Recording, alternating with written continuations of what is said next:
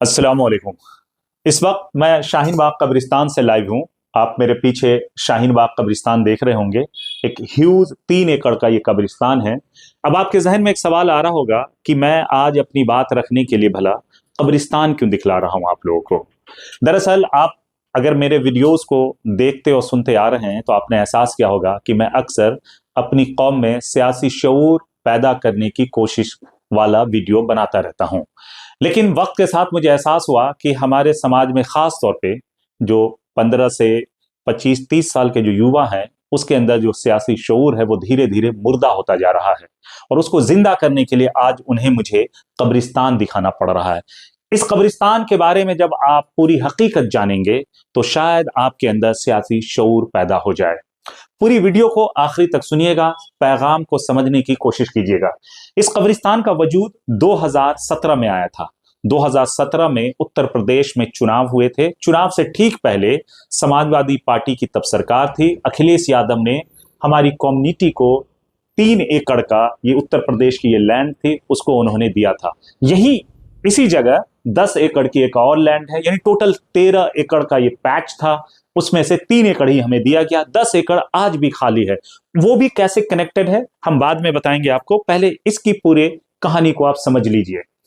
कब्रिस्तान के बारे में एक भाई ने मुझसे कहा कि कमर भाई ये सिर्फ कब्रिस्तान नहीं, ये हमारी इज्जत है।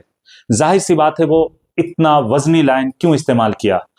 आपने देखा होगा कि खास तौर पे मेट्रोज में मैयत के बाद लोग कब्रिस्तान तलाश रहे होते हैं। 10-10, 20-20 किलोमीटर दूर दफनाने के जाते हैं। तरह तरह के कंट्रोवर्सी सामने आते हैं कि किसी कब्रिस्तान आप लेके भी गए तो वहां दफनाने से मना कर दिया जाता है। तो इसकी आप अहमियत समझ सकते हैं। आज इसकी इतनी अहमियत है कि जिस तरह से रोटी कपड़ा मकान कहते हैं हर इंसान के लिए जरूरी है, हर मुसलमान के लिए अब रोटी कपड़ा मकान से एक कदम आगे कब्रिस्तान जरूरी हो गया है। और इस कब्रिस्तान का मिलना यकीनन हमारे लिए इज्जत की बात है, क्योंकि यहां हमारे मरहूमीन दफन हैं। लेकिन हमारे कुछ लीडर आकर के किस तरह की बात, किस तरह की भाषणबाजी करते हैं आप याद कीजिए। वो कहते हैं कि हम किसी और की दरी नहीं बिछाएंगे। अब उनसे कभी सवाल कीजिएगा कि अलग अलग शहरों के जो मॉडल्स हमें दिखाए जाते हैं, मिसाल के तौर पे हैदराबाद का एक मॉडल दिखाया जाता है कि यहाँ इतने मेडिकल कॉलेजेस हैं, इतने इंजीनियरिंग कॉलेजेस हैं, स्कूल्स हैं। तो सवाल कीजिएगा कि ये सारे जो एफिलिएशंस आपको मिले हैं वो किसकी सरकार में मिले हैं। क्या वो सेकुलर सरकारें थीं या गैर सेकुलर सरकारें थीं।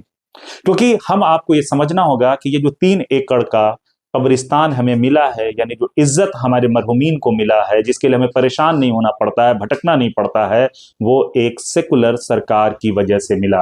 अब तसव्वुर कीजिए कि 2012 में अगर अखिलेश यादव की सरकार वहां नहीं मानती, थोड़ी देर के लिए आप तसव्वुर कर लीजिए, अब वहां 10, 15, 20 AIMIM के मजलिस के MLA जीत के आए होते और बीजेपी की दूसरी तरफ सरकार बन चुकी होती, तो क्या ये कब्रिस्तान हम हासिल कर पाते। क्योंकि जमीनी हकीकत यही है कि आप अपनी क़यादत के नाम पे, अपनी कौम के नाम पे, मुसलमान के नाम पे आप वोट मांगेंगे तो किसी स्टेट में 5, कहीं 10, 15, इससे ज्यादा आप MLA नहीं बना सकते और उससे सरकार नहीं बनती है। और सरकार नहीं बनने का मतलब है कि आप कब्रिस्तान नहीं हासिल कर सकते, आप मदरसा बोर्ड का लाइसेंस हासिल नहीं कर सकते, आप अपने मस्जिदों की हिफाजत नहीं कर सकते। मतलब जो हिकमत अमली, जो दानिशमंदी हमारे पूर्वजों ने सालों से दिखाते आ रहे थे, जिसकी वजह से आज आपको चारों तरफ मस्जिद की मीनारें दिखती हैं, कब्रिस्तान दिखते हैं, मदरसा बोर्ड दिखता है, हज कमेटी दिखती है। लेकिन आप गौर कीजिए कि जैसे जैसे सेकुलर फोर्सेस कमजोर होते जा रही हैं वैसे वैसे आपकी चीजों पे, आपकी जितनी भी तंजीमें, इंस्टीट्यूशंस हैं, आपकी मस्जिदें हैं, आपकी कौमी मिली तंजीमें, सब आज खतरे में दिखाई दे रहा है।